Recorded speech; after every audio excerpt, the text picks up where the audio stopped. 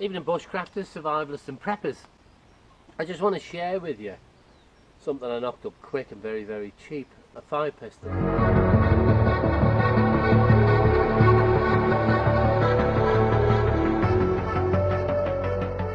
It's a B&Q special, or in America Walmart you'll find these components, but basically a piece of aluminium rod. It doesn't have to be aluminium, it could be wooden, and a tube to fit. I'll use that end. And I went round the store and I just found something that fits. That was the starting point, and they came in metre length, so you could make 3 of these, to be honest. You don't have to make them these long. I did this out of convenience because I'm sick using the small fire pistons. But anyway, I simply then, ignore that hole, it was an idea that didn't work out. I took the aluminium rod and I drilled in the end to put my char cloth. And then I put it in a drill, because I didn't have a stand drill at the time. Put the drill in the vise, and I just spun this up and went round it with a round file, small round file, until I made a groove deep enough for a little rubber seal. Rubber seals you can buy anywhere. But I happened to have that one in, popped it in, and that was the piston.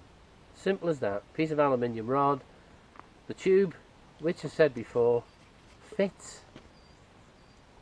And what I did with this, cut it to length, so I've got a decent enough size both ends to handle the thing, you know.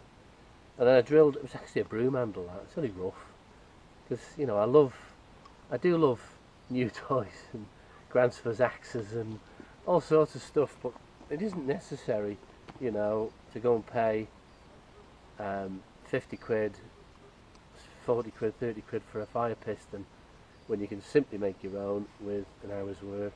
Anyway, I took the broom handle, I drilled it, and I stuck it in there. I can't remember what with, just a glue. Stuck it in there to seal the end of the tube. Cobbed it in a load of stuff, and hey ho, fire piston.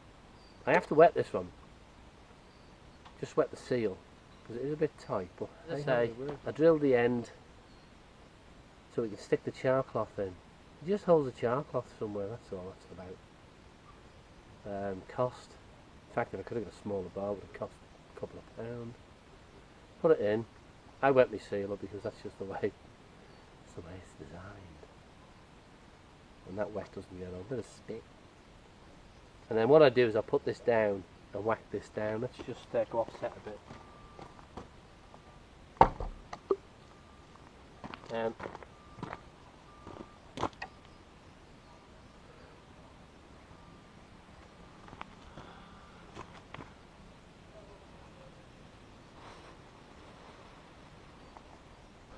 you see that it works,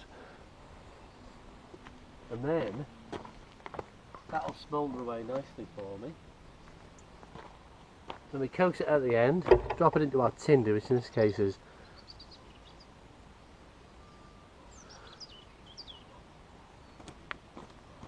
cotton wool.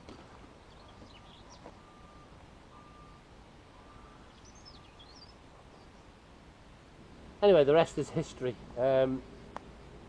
I think we got the gist of that. I'm not going to start light the fire. We've got the potential. Anybody who's got this far in the video knows how to light a fire. I can assure you that. But if you don't, what I'm going to do in my next video, or next video but one, is show you how to make char cloth. There are people out there saying, what on earth is char cloth? Can we buy it? No, we don't have to buy it. We just need a bit of cotton and a tin and a fire. So I'll do that in the next vid, probably as a Friday tip. But anyway, that's my homemade fire steel. I've probably put a lot of businesses out of business showing you how to do this. Cheapy.